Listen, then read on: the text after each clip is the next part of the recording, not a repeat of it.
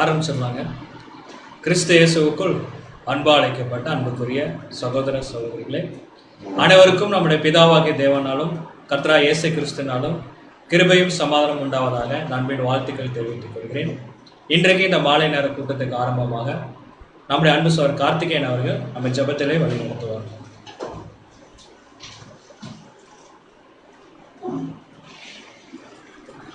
ஜெபம் செய்வோம். வானாதி வானங்களில் விட்டிருந்து இந்த பூமியில் உள்ள உங்கள் பிள்ளைகளாக எங்களை அன்போடு வழிநடத்தி வருகிறான். எங்களை அன்போடு கஷ்டமாக தந்தையே, இந்த ஒரு நாளிலும் உம்முடைய தாசர் மூலமாக இந்த நாளப்படி சத்தியத்தை சத்தியமாக சத்தியத்தை பெற்றுக்கொள்ளக்கூடிய நாங்கள் அதன்படி வாழவும் வளரவும் தேவன் தாமே எங்களை ஞானத்தையும் பரிசுத்தாயும் படிக்கின்ற தாசர்களுக்கு விசேஷமாக பேசக்கூடிய தாசர்களுக்கும் கேட்கிறதான எங்களுக்கும் பரிசுத்தாகிய அளவிலாமத்தின் ஆசிரியர்கள் நம்ம கூட தெரிவிக்கப்படுத்தவர்கள் கூடத்தின் ஆரம்பம் முதல் முடிவரை நம்முடைய தெய்வீக பிரச்சனை எங்கள் ஒவ்வொருவரும் கூட நாங்கள் சொல்லித்தருவோம். மீதியான காலங்கள் வரையில் நம்ம சமூகத்தில் காத்திருக்கிறோம். இந்த சிறிய விடுதலை விண்ணப்பங்களில் எங்களுக்கு கத்திரங்கள் சொல்லக்கூடிய இயேசு கிறிஸ்து வழியாக ஜெபிக்கிறோம்.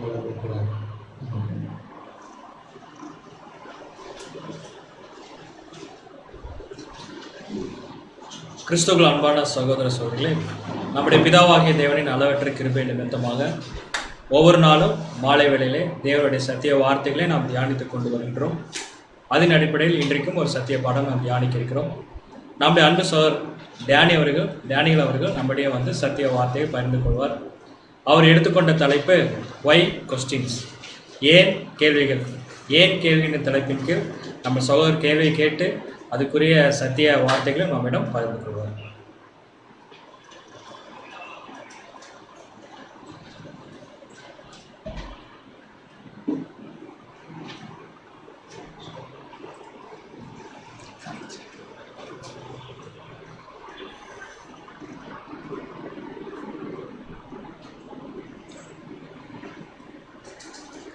கிறிஸ்து இயேசுக்குள்ளாக அன்பாக அழைக்கப்பட்ட அன்புக்குரிய சகோதரர்கள் யாவருக்கும் பிதாவாகிய தேவனாலும் ஆண்டவராக இயேசு கிறிஸ்துவினாலும் கிருபையும் சமாதானம் பெருகிறது என்ற வாழ்த்துகளோடு இன்றைக்கும் கூட இந்த மாலை ஆராதனையில் நாம் தெரிந்து கொண்ட வேதபுரனுடைய தலைப்பு கேள்விகள் ஏன் அப்படிங்கிற தலைப்பின் கீழே சற்று நேரம் வேதவசனங்களை தியானிக்கலாம். இந்த பாடத்திற்கு போகிறதுக்கு முன்னாடி முதல்ல ஆதார வசனத்தை வாசிச்சுட்டு நம்ம கடந்து செல்லலாம். 1 கொரிந்தியர் 6ஆம் அதிகாரம் 1 முதல் 3 வசனங்கள். 1 கொரிந்தியர் 6ஆம் அதிகாரம் 1ஆம் வசனம் முதல், உங்களில் ஒருவனுக்கு வேறொருவனோட வழக்கு உண்டானால் வழக்காடும்படி அவன் பரிசுத்தவான்களிடத்தில் போகாமல் அநீதிக்காரரிடத்தில் போக துணிகிறது என்ன? 2ஆம் வசனம் வாசிக்கலாம். 2ஆம் வசனம், பரிசுத்தவான்கள் உலகத்தை நியாயம் தீர்ப்பார்கள் என்று அறியீர்களா?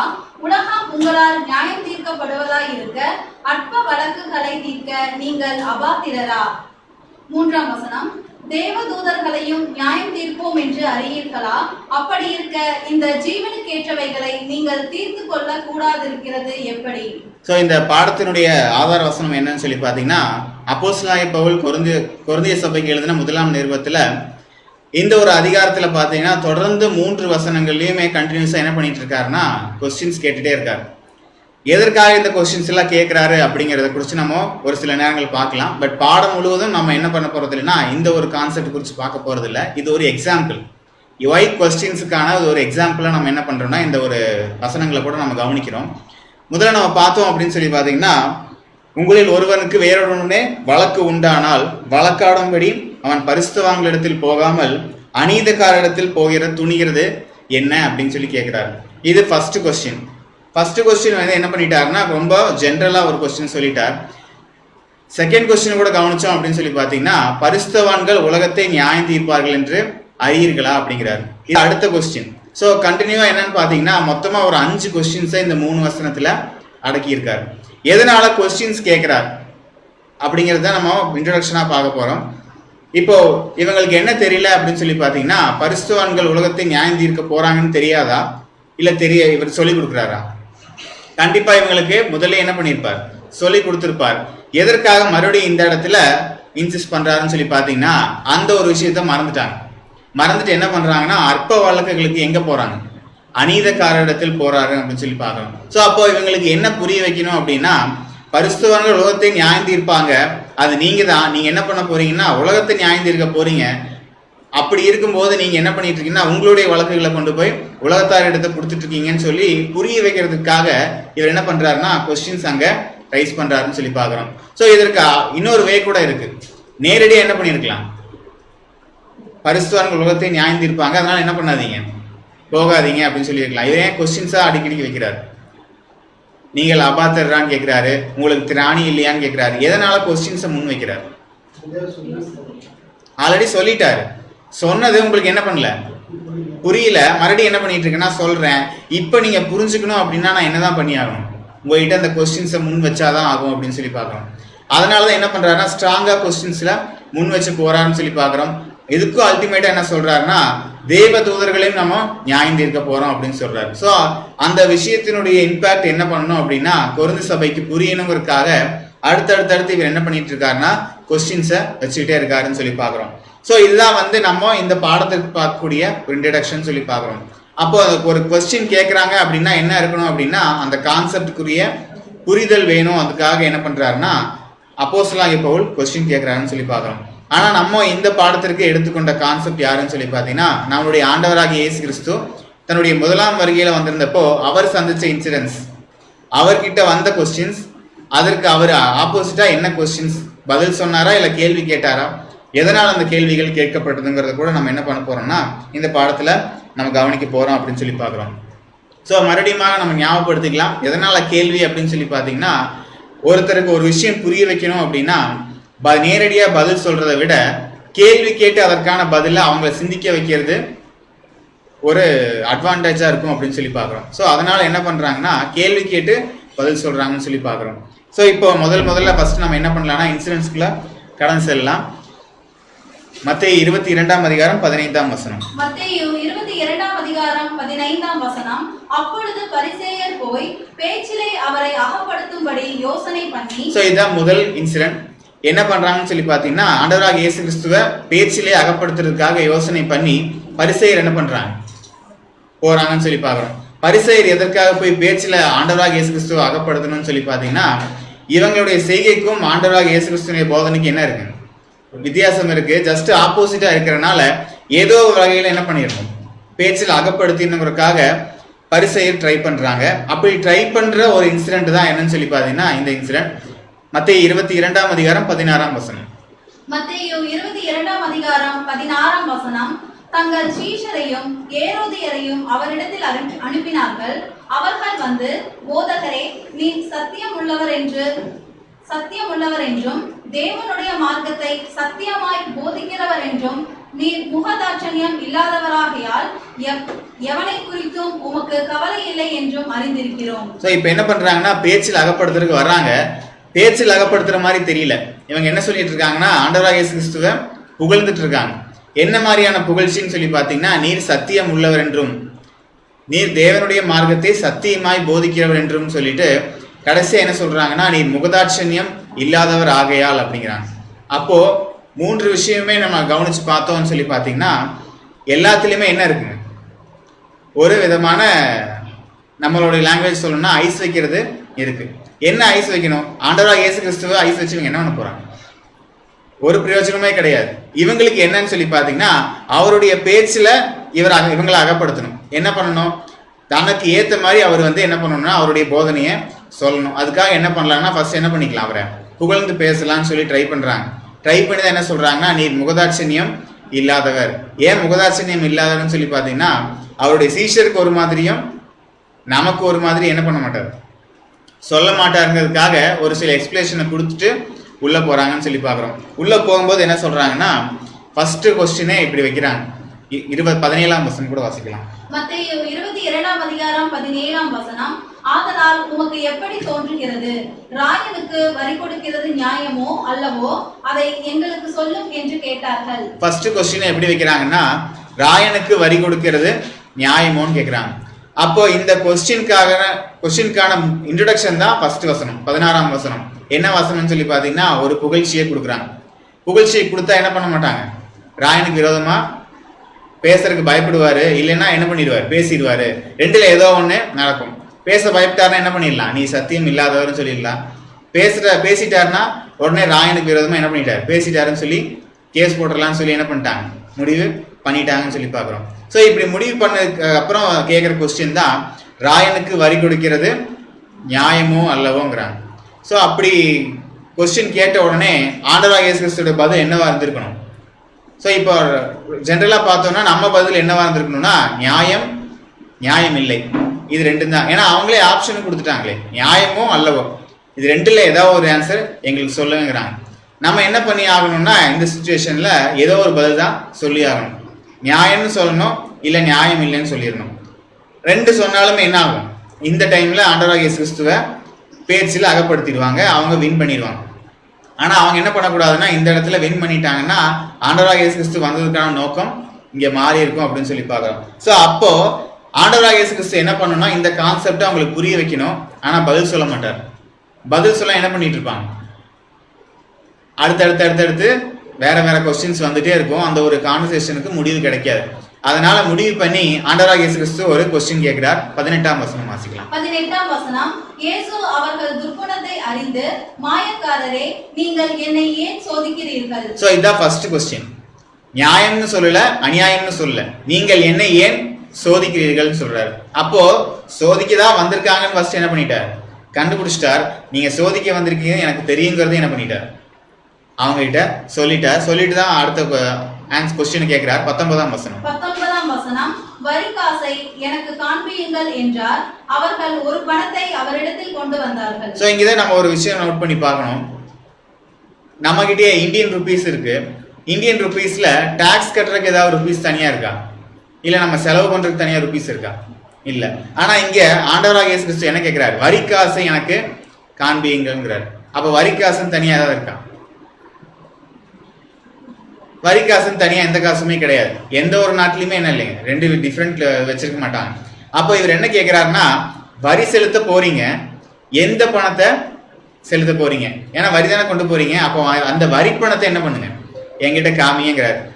நான் சாதாரணமாக என்ன பண்ணலன்னா நோட்டை கொண்டு வந்து காமிங்கன்னு சொல்லல, வரி பணத்தை கொண்டு வந்து என்கிட்ட காமிங்கிறாரு. காமிக்க சொல்லும் போது அவர் அதுல இருந்து ஒரு கொஸ்டினை கூட கேட்கிறார். 20ஆம் வசனம். 20ஆம் வசனம், அப்பொழுது அவர் இந்த சுரூபம் மேலெழுத்தும் யாருடையது என்று கேட்டார். தொடர்ந்து படிங்க. 21ஆம் வசனம், ராயனுடையது என்றார்கள். அதற்கு அவர், அப்படியானால் ராயனுடையதை ராயனுக்கும் தேவனுடையதை தேவனுக்கும் செலுத்துங்கள் என்றார். அப்போ இங்க ஒரு கொஸ்டின் கூட வைக்கிறார். இந்த சொரூபமும் மேலெழுத்தும் யாருடையது அப்படின்னு கேட்கிறார். இந்த சொரூபம் மேலெழுத்து யாருடையதா இருக்கும்? இப்போ இந்தியாவோட ருபீஸ்ல காயின்ஸ்ல யாருடைய சொரூபம் இருக்கும், யாருடைய சைன் இருக்கும்? கவர்னரோடது இருக்கும். ஏதாவது நேஷனல் சம்பந்தப்பட்ட பிக்சர்ஸ் இருக்கும். அப்போ இந்த நம்மளுடைய இந்தியன் ருபீஸை காமிச்சு இந்த வரி பணம் யாருடைய இதுன்னு கேட்டா நம்ம என்ன சொல்லுவோம்? கவர்னரோடதுன்னு சொல்லுவோமா இல்ல இந்தியாவோடதுன்னு சொல்லுவோம்? இந்தியாவோடது. அப்போ அவங்களுடைய ஆன்சர் என்னவா இருந்து சொல்லி பாத்தீங்கன்னா ராயனுடைய இதுங்கிறாங்க. அப்ப நம்ம கவனிச்சு பார்த்தோம்னா அந்த ஒரு ரோமாபுரிக்கு மொத்தமா யார் தான்? ராயர் தான். அந்த ராயன் தான் எல்லாருமே சொல்லி சொன்னோடனே என்ன பண்றாங்கன்னா இது ராயனுடைய இதுன்னே சொல்லிட்டாங்க. அப்போ ராயனுடைய இதை வந்து செலுத்தலாமா வேண்டாமான்னு என்கிட்ட கொஸ்டின் கேட்குறீங்கிறார். ஸோ இந்த ஒரு கொஸ்டினை கேட்காம டைரக்டா நீங்க செலுத்துங்கன்னு சொல்லியிருந்தாலும் இல்ல செலுத்த வேணாம்னு சொல்லியிருந்தாலும் என்ன இருக்காதுன்னா அங்க ஒரு முடிவே கிடைச்சிருக்காது. இன்னொரு முக்கியமான பார்த்தோம்னா அங்க சுத்தி இருக்கிற யாருக்குமே அண்டர்ஸ்டாண்ட் ஆயிருக்காது. அவங்க கடைசி வரைக்கும் ஒரு கன்ஃபியூஷன்லேயே போயிருப்பாங்க. வரி செலுத்தலாமா வேண்டாமா ஒரு கன்ஃபியூஷன்லேயே போயிருப்பாங்க. ஆனா கடைசியில இந்த ஒரு கொஸ்டின் கேட்டு புரிய வைக்கல அப்படின்னா கண்டிப்பா அவங்களுக்கு அந்த அண்டர்ஸ்டாண்டிங் வந்திருக்காது அப்படின்னு சொல்லி பாக்குறோம். சோ இதை கேட்டு அவங்களுடைய ரியாக்ஷன் எப்படி இருக்குன்னு சொல்லி பாத்தீங்கன்னா 22ஆம் வசனம். 22ஆம் வசனம், அவர்கள் அதை கேட்டு ஆச்சரியப்பட்டு அவரை விட்டு போய்விட்டார்கள். சோ அவங்களுக்கு என்ன வந்துருச்சுன்னா ஒரு ஆச்சரியம் வந்துருச்சு. ஏன் அப்படின்னா அவங்க இது வரைக்குமே இந்த மாதிரி ஒரு கொஸ்டினுக்கு இந்த மாதிரி ஆன்சர் எதிர்பார்த்திருக்க மாட்டாங்க, கேட்டிருக்க கூட மாட்டாங்க. அதனால என்ன பண்ணிட்டாங்கன்னா அங்க ஒரு ஆச்சரியப்பட்டு போறாங்க அப்படின்னு சொல்லி பாக்குறோம். சோ இப்படி இந்த இன்சிடென்ட்ல கூட நம்ம கவனிச்சோம்னா பரிசேயர் வந்து என்ன பண்றாங்க, கொஸ்டின் கேட்கறாங்க. இதை விட நிறைய இன்சிடென்ட் இருக்கு. நிறைய இன்சிடென்ட்ல நிறைய மக்கள் வந்து கேட்டிருக்காங்க, நூற்றுக்கு அதிபதிகள் வந்து கேட்டிருக்காங்க. ஆனா நம்ம இந்த பாடத்துல ஸ்பெசிஃபிக்கா யாரை தான் பாக்குறோம்னா பரிசேயர் சதுசேயர் தான் பாக்குறோம். எதனாலன்னா அவங்கள வந்து பேச்சில வீழ்த்துறதா ரொம்ப ரொம்ப கஷ்டம். ஏன்னா நார்மலான ஒரு மனுஷங்கள்கிட்ட எக்ஸ்பிளேஷன் கொடுத்தா என்ன பண்ணிக்குவாங்க, புரிஞ்சுக்குவாங்க. ஆனா பரிசேயர் சதுசேயர் என்ன பண்ண மாட்டாங்க, அவ்வளவு சீக்கிரமா புரிஞ்சுக்க மாட்டாங்க. அதனால என்ன பண்றாருன்னா அடுத்த இன்சிடென்ட்ல கூட கவனிக்கிறோம் அப்படின்னு சொல்லி பாத்தீங்கன்னா அவரும் பரிசேயர் சதுசேயர் தான் உள்ள வராங்கன்னு சொல்லி பார்க்குறோம். அந்த இன்சிடென்ட் கூட நம்ம வாசிக்கலாம். மார்க் 2ஆம் அதிகாரம் 15ஆம் வசனம். மார்க் 2ஆம் அதிகாரம் 15ஆம் வசனம். அப்பொழுது அவனுடைய வீட்டிலே அவர் போஜன பந்தி இருக்கையில் அநேக ஆயக்காரரும் பாவிகளும் அவரோட கூட வந்திருந்தபடியால் அவர்களும் இயேசுவோடு அவர் சீஷரோடும் கூட பந்தி இருந்தார்கள். சோ இப்போ ஒரு விருந்து நடக்குது. அந்த விருந்துல என்ன ஆகுதுன்னு சொல்லி பாத்தீங்கன்னா, ஆயக்காரர், பாவிகள், அப்புறம் ஆண்டவராக இயேசு கிறிஸ்து, அவருடைய சீஷர்கள், இவங்க எல்லாருமே என்ன பண்றாங்கன்னா கூடி அங்க பந்தி இருக்காங்க. இந்த பந்தியில ஒருத்தர் மேல கொஸ்டின் கொடுக்கணும். யார் மேலன்னா ஆண்டவராக இயேசு கிறிஸ்து மேல ஒரு கம்ப்ளைண்ட் பண்ணணும். அந்த கம்ப்ளைண்ட்ல நேரடியா போய் என்ன பண்ண முடியாது, ஆண்டவராக இயேசு கிறிஸ்து கிட்ட பண்ண முடியாது. ஏன்னா அவர்கிட்ட இருந்து எப்படி பதில் வருங்கிறது இவங்களுக்கு நல்லா தெரிஞ்சிருச்சு. அதனால என்ன பண்றாங்கன்னா கொஞ்சம் வித்தியாசமா அப்ரோச் பண்றாங்க. 16ஆம் வசனம். அவர் ஆயக்காரரோடும் பாவிகளோடும் போஜனம் பண்ணுகிறதை வேதபாரகரும் பரிசேயரும் கண்டு அவருடைய சீஷரை நோக்கி, அவர் ஆயக்காரரோடும் பாவிகளோடும் போஜனபானம் பண்ணுகிறது என்ன என்று கேட்டார்கள். சோ இப்போ ஆண்டவராக இயேசு கிறிஸ்து தான் கொஸ்டின், அவர்கிட்ட தான் கொஸ்டின் கேட்கணும். ஆனா நேரா யார்கிட்ட போய் கேட்கறாங்கன்னா சீஷர்கள் கிட்ட போய் கேட்கறாங்க. ஏன் சீஷர்களை பாயிண்ட் அவுட் பண்றாங்கன்னு சொல்லி பாத்தீங்கன்னா, ஆண்டவராக இயேசு கிறிஸ்து கிட்ட போனா என்ன பதில் வரும், சீஷர்கள் கிட்ட போனா பதிலே வராதுங்கிறது யாருக்கு தெரியும்? அங்க பரிசேயர் சதுசேயருக்கு கண்டிப்பா தெரியும். அதனால என்ன பண்ணிட்டாங்கன்னா நேர சீஷர்கள்ட்ட போய் கேட்கறாங்க. இப்பவுமே கொஞ்சம் வித்தியாசமா ஆண்டவராக இயேசு கிறிஸ்து பதில் சொல்றார், சீஷர்கள் தானே பதில் சொல்லணும். ஏன் ஆண்டவராக இயேசு கிறிஸ்து பதில் சொல்றார் அப்படின்னு சொல்லி கவனிச்சோம் அப்படின்னு சொல்லி பாத்தீங்கன்னா அதற்கு கூட ஒரு ஆன்சர் இருக்கு. 17ஆம் வசனம். இயேசு அதை கேட்டு, பிணியாளிகளுக்கும் வைத்தியன் வேண்டியதே அல்லாமல் சுகம் உள்ளவர்களுக்கு வேண்டியதில்லை, நீதிமான்களை அல்ல பாவிகளையே மனம் திரும்புகிறதற்கு அழைக்க வந்தேன் என்றார். இங்க ஏன் ஆண்டவராக இயேசு கிறிஸ்து பதில் சொல்றாருன்னு சொல்லி பாத்தீங்கன்னா, அங்க கொஸ்டினை யார் மேலதான் வைக்கிறாங்க, சீஷர்கள்ட்ட கேட்கறாங்க. சீஷர்கள்ட்ட என்ன கேட்டாங்கன்னா, ஆண்டவராக இயேசு கிறிஸ்து ஏன் வந்து இப்படி சாப்பிடுறாரு அப்படின்னு தான் கேட்கறாங்க. அப்ப யார் தான் பதில் சொல்லணும்? ஆண்டவராக இயேசு கிறிஸ்து தான் பதில் சொல்லணும் அப்படின்னு சொல்லி பார்க்கணும். அவருடைய பதில் ரொம்ப சிம்பிள். பிணியாளிகளுக்கு வைத்தியன் வேண்டியதே இல்லாம சுகமுள்ளவர்களுக்கு வேண்டியதில்லைன்னு சொல்லி ஒரு சின்ன கான்செப்டை கூட சொல்லிட்டாரு. ஸோ இந்த கான்செப்டுடைய தொடர்ச்சியிலே இன்னொரு முக்கியமான ஒரு இன்சிடென்ட் நடக்குது. அந்த இன்சிடென்ட் தான் நம்ம கவனிக்க போறோம். மார்க் 2ஆம் அதிகாரம் 23ஆம் வசனம். மார்க் 2ஆம் அதிகாரம் 23ஆம் வசனம். பின்பு அவர் ஓய்வு நாளில் பயிர் வழியே போனார். அவருடைய சீஷர்கள் கூட நடந்து போகையில் கதிர்களை கொய்ய தொடங்கினார்கள். சோ இப்போ ஒரு இன்சிடென்ட் நடக்குது. ஓய்வு நாள்ல என்ன பண்றாருன்னா பயிர் வழியே போறார். அங்க அப்போ அந்த இன்சிடென்ட்ல சீஷர்களுக்கு பசி வந்துருது. வந்தோடனே என்ன பண்ணிட்டாங்கன்னா கதிர்கள் என்ன பண்ண ஆரம்பிச்சிட்டாங்கன்னா பறிக்க தொடங்கிட்டாங்க. பறிக்க தொடங்கின உடனே அந்த இடத்துல நார்மலா யார் தான் வருவாங்கன்னு சொல்லி பாத்தீங்கன்னா பரிசேயர் சதுசேயர் வந்துருவாங்க. வந்து என்ன கேக்குறாங்கன்னா 24ஆம் வசனம். பரிசேயர் அவரை நோக்கி, இதோ ஓய்வு நாளில் செய்யத்தகாததை இவர்கள் ஏன் செய்கிறார்கள் என்றார்கள். சோ அப்ப என்ன கேக்குறாங்கன்னா, ஓய்வு நாள்ல செய்யக்கூடாதுன்னு சில ரூல்ஸ் இருக்கு, அதை ஏன் உங்க சீஷர்கள் மீறுறாங்க அப்படின்னு சொல்லி கேக்குறாங்க. சோ இது அந்த உலகத்தில் இருக்கிறவங்களுக்கு இது ஒரு நியாயமான கேள்வி. ஆனா இவர் என்ன கேட்கிறாருன்னா, இவருடைய கான்செப்ட் என்னன்னு சொல்லி பாத்தீங்கன்னா, ஓய்வு நாள்ல இதுக்கு முன்னாடி நிறைய ஒரு எக்ஸாம்பிள்ஸ் கூட சொல்லியிருக்காரு. ஓய்வு நாள்ல உங்களுடைய ஆட்டுக்குட்டியோ ஏதோ ஒன்று கிணத்துல விழுந்துருச்சுன்னா என்ன பண்ண மாட்டீங்க, தூக்கி விட மாட்டீங்களான்னு சொல்லி நிறைய கொஸ்டின் கேட்டிருக்காரு. ஆனா ஜஸ்ட் ஆப்போசிட்டா இங்கே அவர் எழுப்புற ஒரு இன்சிடென்ட் என்னன்னு சொல்லி பாத்தீங்கன்னா மார்க் 2ஆம் அதிகாரம் 25ஆம் வசனம். மார்க் 2ஆம் அதிகாரம் 25ஆம் வசனம். அதற்கு அவர், தாவீதுக்கு உண்டான ஆபத்தில் தானும் தன்னோடு இருந்தவர்களும் பசியாய் இருந்த போது, தொடர்ந்து படிங்க 26ஆம் வசனம் முதல், அவன் அபியத்தார் என்னும் பிரதான ஆசாரியன் காலத்தில் செய்ததை நீங்கள் ஒரு காலம் வாசிக்கவில்லையா? அவன் தேவனுடைய வீட்டில் பிரவேசித்து ஆசாரியர் தவிர வேறொருவரும் புசிக்கத்தகாத தெய்வ சமூகத்து அப்பங்களை தானும் புசித்து தன்னோடு இருந்தவர்களுக்கும் கொடுத்தானே என்றார். சோ இங்க ஒரு பெரிய ஒரு இன்சிடென்ட் ரொம்ப சுருக்கி சொல்றாரு. தாவீது காலத்துல என்ன நடந்துச்சுன்னு சொல்லி பாத்தீங்கன்னா, அவருடைய உண்டான ஆபத்துல பசியா இருந்தார். பசியா இருந்த போது என்ன பண்ணிட்டாருன்னா தெய்வ சமூக தப்பத்தை போய் சாப்பிட்டாங்கன்னு சொல்லி வாசிக்கவில்லையான்னு கேட்கிறார். ஏன் அப்படி கேட்கிறார், வாசிக்கவில்லையான்னு சொல்லி பாத்தீங்கன்னா, முன்னாடி கேட்ட கான்செப்ட் என்னதான் பண்ணிட்டு வந்தாங்க, நியாயப்பிரமாணத்தை வாசிச்சுட்டு வந்தா கேள்வி கேட்டாங்க, ஏன் சாப்பிட்றீங்க, ஓய்வு நாள்ல என்ன பண்ணக்கூடாது, வேலை செய்யக்கூடாதுன்னு சொல்லி கேட்கறாங்க. அதே இன்சிடென்ட் தான் இவர் சொல்றார், இதை நீங்க வாசிக்கலையா அப்படின்னு கேட்கிறாரு. அப்போ அவங்க என்ன ஒரு கான்செப்ட்ல வர்றாங்களோ அதே கான்செப்ட் என்ன பண்றாரு, திருப்பி எடுத்து வைக்கிறார். எப்படி சாத்தான் கிட்ட சோதனையில கேட்டாரோ அதே இன்சிடென்ட் தான் இங்க பண்றாரு, பரிசேயர்கிட்டையும் முன்னெடுத்து வைக்கிறார். அவன் தேவனுடைய வீட்டில் பிரவேசித்து ஆசாரியர் தவிர வேறொரும் புசிக்கத்தகாத தெய்வ சமூகத்து அப்பம். அப்போ ரூல்ஸ் என்ன பண்ணியிருக்காரு? தாவீது மீறின மாதிரில இருக்கு. அப்போ நீங்க ஏன் அதை கொஸ்டின் பண்ணாம என்கிட்ட வந்து கொஸ்டின் கேட்குறீங்கிறாரு. அப்போ தாவீது மீறினாரான்னு சொல்லி பார்த்தீங்கன்னா மீறல.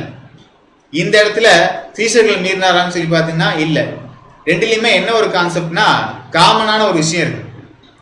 அதனாலதான் அவங்க என்ன பண்ணாங்க, சாப்பிட்டாங்க. ரொம்ப டிஃபிகல்ட்டா யோசிக்காம பசியில தான் சாப்பிட்டாங்க. அங்கேயும் யாருக்கு தான் தாவீதுக்கு என்ன இருந்துச்சுன்னு பசி, இந்த பக்கம் சீஷர்களுக்கு என்ன ஆயிடுச்சு பசி. ரெண்டு பேருமே பசியில தான் சாப்பிட்டாங்களே தவிர யாருமே என்ன பண்ணலைன்னா கட்டளைகளை மீறலை அப்படிங்கிறாங்க. ஸோ இந்த விஷயத்த சொல்லி முடிச்சுட்டு ரொம்ப சாலிடா அவங்களுக்கு புரியணுங்கிறதுக்காக இந்த வசனத்தை கூட சொல்றா. 28ஆம் வசனம். மார்க்கு 2ஆம் அதிகாரம் 27ஆம் வசனம். பின்பு அவர்களை நோக்கி, மனுஷன் ஓய்வு நாளுக்காக உண்டாக்கப்படவில்லை, ஓய்வு நாள் மனுஷனுக்காக உண்டாக்கப்பட்டது. சோ அப்போ என்ன சொல்றாருன்னா ரூல்ஸ் எதுக்காக உண்டாக்கப்பட்டது? மனுஷனுக்காக உண்டாக்கப்பட்டதை தவிர நீங்க என்ன பண்ணிக்காதீங்கன்னா கன்ஃபியூஸ் பண்ணிக்காதீங்கன்னு சொல்றாருன்னு சொல்லி பாக்குறோம். சோ இந்த இடத்துல நல்லா கவனிச்சோம் அப்படின்னா கான்செப்ட் படி என்ன பண்ணிருக்க கூடாது, கொஸ்டின் கேட்டு இருக்க கூடாது. ஆண்டவராகிய இயேசு கிறிஸ்து என்ன பண்ற, எதனால சாப்பிட்றாங்க கேட்டா அவங்களுக்கு பசிச்சது சாப்பிட்டாங்க. இது ரொம்ப சிம்பிளா முடிஞ்சிருக்கும். ஏன் முன்னாடி இன்சிடென்ட் நம்ம ஏன் கவனிச்சோம் அப்படின்னா ரொம்ப சிம்பிளா என்ன சொல்லிட்டாரு, பிணியாளிகளுக்கே வைத்தியம் தேவை, சுகமுள்ளவர்களுக்கு வைத்தியம் தேவையில்லைன்னு சொல்லி சிம்பிளா முடிச்சிட்டாரு. இந்த ஒரு விஷயத்துல மட்டும் ஏன் ரொம்ப டீடைல்டா உள்ள போய் கொஸ்டின் கேட்டு ஆன்சர் சொல்றாரு. ஸோ ஓய்வு நாளை குறித்து பேசுறாரு. ஓய்வு நாளை குறித்து பேசும்போது கொஞ்சம் அவங்களுடைய மைண்ட்ல வந்து வேற ஏதாவது கற்பனைகள் போயிருச்சு அப்படின்னா கண்டிப்பா என்ன பண்ண முடியாது, புரிய வைக்கிறது ரொம்ப கஷ்டம். அதனால என்ன பண்ணிட்டாருன்னா ரொம்ப டீட்டெயில்டா எடுத்து வைக்கிறார். அவங்க ஆப்போசிட் இருக்கிறவங்க கண்டிப்பா என்ன பண்ண முடியாது, எதிர்த்து கேள்வியை கேட்க முடியாத அளவுக்கு என்ன பண்ணிட்டாருன்னா அந்த கொஸ்டினை கொண்டு வந்துட்டாருன்னு சொல்லி பார்க்குறோம். ஸோ மூன்றாவது இன்சிடென்ட் நம்ம கவனிச்சோம் அப்படின்னா இது கொஞ்சம் இந்த உலகத்தில் இருக்கிற கோர்ட்டில் இருக்கிறவங்களே என்ன பண்ண முடியாது, ஹேண்டில் பண்ண முடியாத ஒரு கேஸ் என்ன பண்றாங்கன்னா கொண்டு வந்து ஆண்டவராகிய இயேசு கிறிஸ்து முன்னாடி வைக்கிறாங்க. யோவான் 8ஆம் அதிகாரம் 2ஆம் வசனம். யோவான் 8ஆம் அதிகாரம் 2ஆம் வசனம். மறுநாள் காலையிலே அவர் திரும்பி தேவாலயத்துக்கு வந்தபோது ஜனங்கள் எல்லாரும் அவரிடத்தில் வந்தார்கள். அவர் உட்கார்ந்து அவர்களுக்கு உபதேசம் பண்ணினார். சோ என்ன பண்றாருன்னா தேவாலயத்துக்கு வந்தப்போ ஜனங்கள் எல்லாரும் என்ன பண்ணிட்டு இருக்காங்க, உபதேசம் கேட்டுட்டு இருக்காங்க. அவர் என்ன பண்ணிட்டு இருக்காரு, உபதேசம் பண்ணிட்டு இருக்காரு. இந்த ஒரு சமயத்துல இவருடைய உபதேசத்தை டிஸ்டர்ப் பண்ற மாதிரி இருக்கணும், ஆனா என்ன பண்ணக்கூடாது, டிஸ்டர்ப் பண்ற மாதிரி இருக்கக்கூடாதுங்கிறதுக்காக ஒரு சின்ன ஒரு வழக்க தூக்கிட்டு வர்றாங்க. 3ஆம் வசனம் கூட வாசிக்கலாம். 3ஆம் வசனம் முதல். அப்பொழுது விபச்சாரத்திலே கண்டுபிடிக்கப்பட்ட ஒரு ஸ்திரீயை வேதபாரகரும் பரிசேயரும் அவரிடத்தில் கொண்டு வந்து அவளை நடுவே நிறுத்தி, போதகரே, இந்த ஸ்திரீ விபச்சாரத்தில் கையும் மெய்யுமாய் பிடிக்கப்பட்டாள். சோ என்ன சொல்றாங்கன்னு சொல்லி பாத்தீங்கன்னா இந்த ஸ்திரீ என்ன பண்றாங்கன்னா விபச்சாரத்திலே கையும் மெய்யுமாய் பிடிபட்டாள் அப்படின்னு சொல்லி சொல்றாங்க. ஸோ இந்த ஒரு கான்செப்ட் கூட நம்ம கவனிச்சோம் அப்படின்னா இது அவங்களே என்ன பண்ணலாம், பரிசேயர் சதுசேயர் என்ன பண்ணலாம்னா இந்த ஒரு வழக்கை தீர்த்துக்கலாம். ஏன்னா அவங்க கிட்ட மோசையினுடைய ஆகமம் இருக்கு, அவங்களுக்கு தெரியாத நியாயமே கிடையாது, எல்லாமே என்ன தெரியும். ஆனா நேரம் ஏன் கொண்டு வராங்க, ஆண்டவராகிய இயேசு கிறிஸ்து கிட்ட கொண்டு வந்து என்ன பண்றாங்கன்னா நடுவுல நிறுத்துறாங்க.